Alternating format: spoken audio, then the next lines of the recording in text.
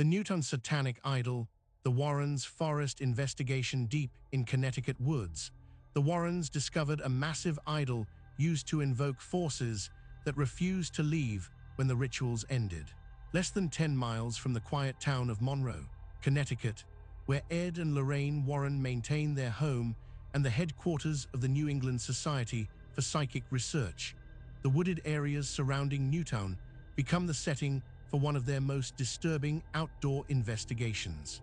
The 1970s and 1980s bring to communities across America a troubling cultural phenomenon. Young people drawn to occult practice not through genuine spiritual seeking, but through aesthetic rebellion, attempting to invoke forces they do not believe are real using ceremonies they do not understand. The woods of Newtown, dense and remote enough to offer privacy, yet accessible enough for repeated visits, become during this period the site of sustained ritual activity that leaves behind more than physical evidence. The calls that eventually bring the Warrens into these forests come from multiple directions simultaneously. Hikers who stumble upon cleared spaces arranged with deliberate symbolic precision. A law enforcement contact familiar with the Warrens' work who seeks their assessment of sites that feel wrong in ways he cannot articulate through conventional police terminology, and most significantly, a young participant in the rituals themselves who reaches out to the Warrens seeking help with spiritual consequences they can no longer manage alone. Ed Warren, by the time the Newtown investigation begins, possesses decades of experience in recognizing the signatures of authentic occult practice as distinguished from the theatrical posturing that characterizes much self-identified occultism. When he conducts his initial examination of the Newtown sites, what he documents goes far beyond teenage experimentation. The cleared areas show evidence of repeated use over extended periods. The arrangements of stones and carved symbols match specific traditions of invocatory ceremonialism that Warren recognizes from his extensive study of historical demonology. The ash patterns indicate sustained fires maintained for ritual duration rather than casual campfires. The symbols carved into surrounding trees correspond to systems of adversarial occult practice designed not to protect practitioners, but to invite presence. And at the center of the primary site stands an artifact that immediately commands Warren's full investigative attention. A wooden idol carved to a height exceeding 2 meters, its surface covered with symbols that Warren identifies as belonging to traditions of deliberate demonic invocation. Lorraine Warren's first experience at the primary ritual site produces an immediate and powerful clairsentient response. She describes the location as carrying a quality of spiritual agitation more intense than most indoor hauntings she has investigated throughout her career. The darkness present in the clearing feels to her not residual but active, not the echo of past events, but a sustained hostile presence that responds to the arrival of investigators whose intention opposes it. Where residual hauntings produce in Lorraine a sense of witnessing past trauma imprinted on a location, the Newtown site creates a sensation of being watched and assessed by something present in real time. The pressure she feels intensifies as she approaches the central idol, a phenomenon she interprets through the theological framework that guides all Warren investigations as evidence that the location has been spiritually compromised through sustained invocatory practice.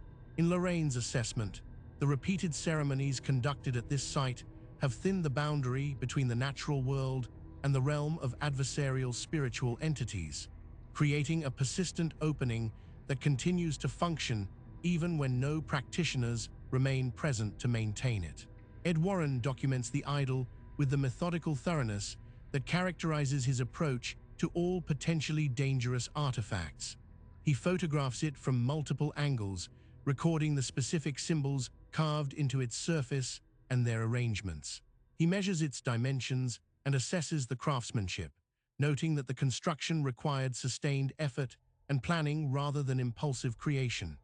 He examines the base of the idol, where material evidence of ceremonial activity concentrates most heavily, the residue of sustained fires, the arrangements of objects left as offerings, the patterns worn into the earth by repeated human presence. The symbols carved into the idol's surface correspond to systems Warren has encountered in historical texts on adversarial occult practice, traditions designed to establish contact with and invite the manifestation of demonic entities. The scale of the idol, its central placement, and the evidence of sustained ceremonial focus directed toward it lead Warren to assess it as more than a decorative element of teenage rebellion. In his professional judgment, formed through decades of investigating occult-related cases, the Newtown idol represents a genuine focal point of invocatory practice that has accumulated spiritual danger, requiring containment rather than simple abandonment. The danger represented by the Newtown investigation operates on multiple levels that the Warrens assess separately but understand as interconnected. The first and most immediate risk involves the young people who participated in the rituals themselves.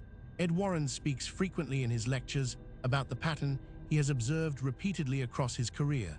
Individuals drawn to occult practice through curiosity or countercultural appeal, performing ceremonies copied from books without belief in their efficacy, and then discovering to their profound distress that the forces invoked through these rituals are neither symbolic nor safely controllable.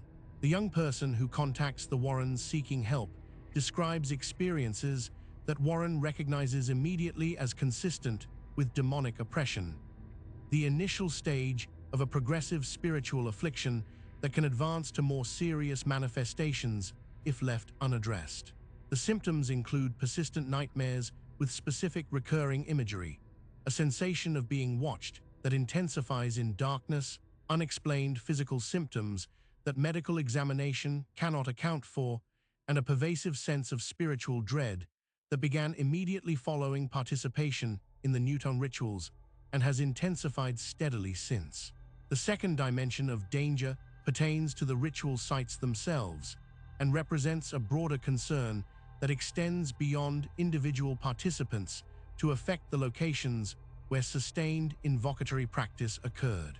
Lorraine's clairsentient assessment holds that the Newtown clearing, through repeated ceremonial use focused through the central idol, has become a persistent spiritual focal point, a location that continues to attract and harbor adversarial entities even after the original practitioners have departed. This assessment aligns with the theological framework the Warrens bring to all their investigations, which understands spiritual reality as genuinely populated by non-human entities of varying character and intention. In this framework, sustained invocatory ceremony does not symbolically represent the calling of forces, but actually accomplishes it, creating openings between the natural world and the realm of adversarial spirits that do not automatically close when human practitioners cease their activity. The Newtown site, in the Warrens' professional judgment, requires active spiritual intervention to remediate rather than simple physical cleanup and abandonment. The removal of the idol and the spiritual cleansing of the Newtown ritual sites proceed through coordination between the Warrens and Catholic clergy colleagues who share their theological framework and possess the ecclesiastical authority to conduct formal blessing ceremonies. The priest who officiates at the primary site brings both clerical credentials and personal experience working with Ed Warren on previous Connecticut cases involving suspected demonic activity. The blessing ceremony follows established Catholic ritual form, adapted to outdoor application, but maintaining the essential elements of prayer, holy water application, and formal command issued in clerical authority for any adversarial entities present to depart. Lorraine describes the ceremony as encountering sustained resistance, a pressure against the prayers that feels directed and intelligent rather than merely ambient. Ed Warren documents several anomalous occurrences during the blessing that multiple witnesses present confirm. Wind movement begins in the clearing despite still conditions in the surrounding forest, creating focused disturbance around the area where the idol stands. The temperature in the immediate vicinity of the idol drops precipitously, producing cold intense enough that all present comment on it without prompting. Sounds emerge from the treeline surrounding the clearing that the priest, the Warrens, and accompanying NESBR team members agree do not match any wildlife typical to Connecticut forests. Following the completion of the formal blessing, all witnesses present describe a palpable change in the atmosphere of the clearing. Lorraine characterizes it as a release, the charged hostile darkness that defined the space since her arrival dissipates, replaced by the ordinary neutral quality of a natural woodland location. The pressure she felt observing and resisting investigator presence withdraws. The temperature normalizes. The sense of being in a spiritually compromised location resolves into the simple experience of standing in a forest clearing. Ed Warren documents this atmospheric shift as consistent with successful spiritual remediation, interpreting it through the framework that guides all his casework as evidence that the adversarial presence cultivated through sustained invocatory practice has been effectively expelled through clerical intervention. The idol itself is carefully removed from its position and transporting to the Warren Occult Museum in Monroe, where it is placed in a storage area that has been blessed and consecrated specifically for housing objects deemed too spiritually dangerous to return to general circulation. The young person who initially contacted the Warrens seeking help with spiritual consequences from ritual participation receives guidance that combines practical spiritual counsel with referral to clergy for ongoing support. Ed Warren explains to them the theological understanding that frames his interpretation of their experiences, that the invocatory rituals they participated in accomplished actual spiritual effects rather than symbolic ones, opening them to influence from adversarial entities that require formal spiritual intervention to fully resolve. The recommendations include regular participation in Catholic sacramental life, particularly confession and Eucharist, as sources of ongoing spiritual protection and healing. The participant reports in subsequent contact with the Warrens that the oppressive symptoms they experienced following ritual involvement diminish significantly following the blessing of the Newtown site and their own engagement with the spiritual practices Warren recommended. The Newtown investigation represents a dimension of Warren casework that extends beyond their better-known responses to families experiencing haunting phenomena in their homes. The proactive identification and remediation of outdoor locations where occult practice has created conditions hospitable to demonic infestation demonstrates the Warrens' understanding of their work as encompassing broader spiritual responsibility beyond individual client service. Ed Warren incorporates the Newtown case into his regular university lectures on demonology and occult practice, using it as a concrete documented example of what can result when invocatory ceremonies are performed by practitioners who neither understand nor respect the forces they are attempting to contact. He emphasizes to student audiences that the danger of occult experimentation is not theoretical or symbolic, but actual and documentable, with consequences that extend beyond immediate participants to affect locations and potentially other people who encounter those locations subsequently. The satanic idol recovered from the Newtown woods becomes one of the most visually striking artifacts in the Warren Occult Museum collection. Standing over 2 meters tall, carved with symbols that visitors find disturbing even without understanding their specific meanings, accompanied by documentation of its history and the investigation that led to its containment, the idol draws significant attention from museum visitors and researchers who come to study the Warren collection.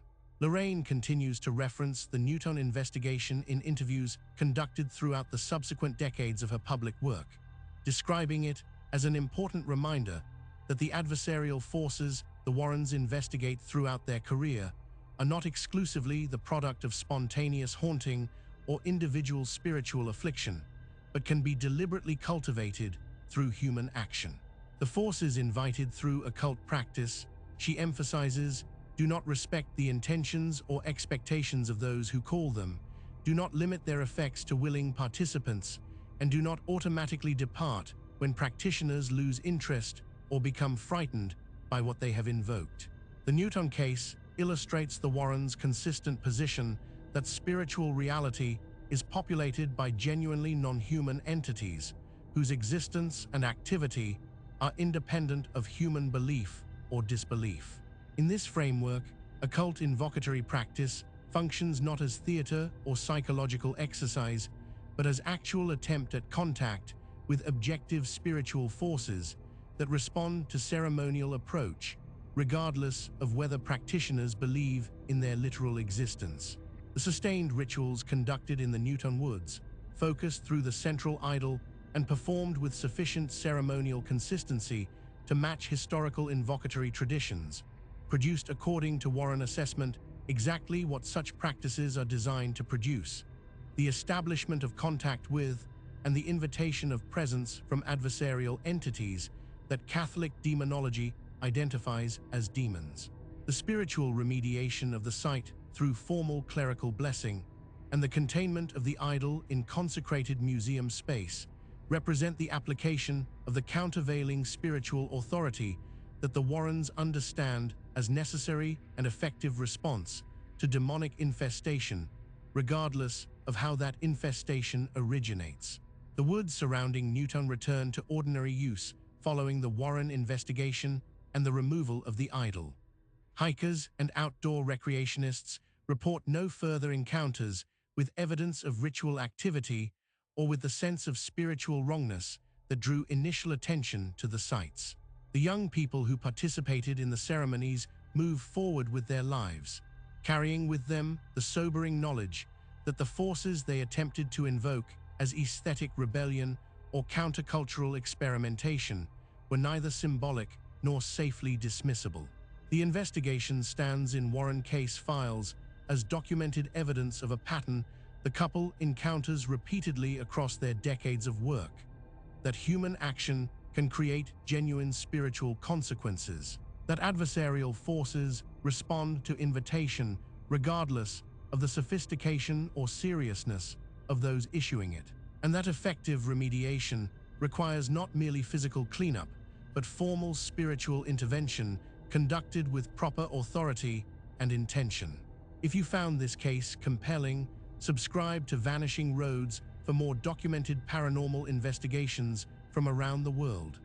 This story was created with AI assistance based on documented case files. All events reference real investigations and reported incidents.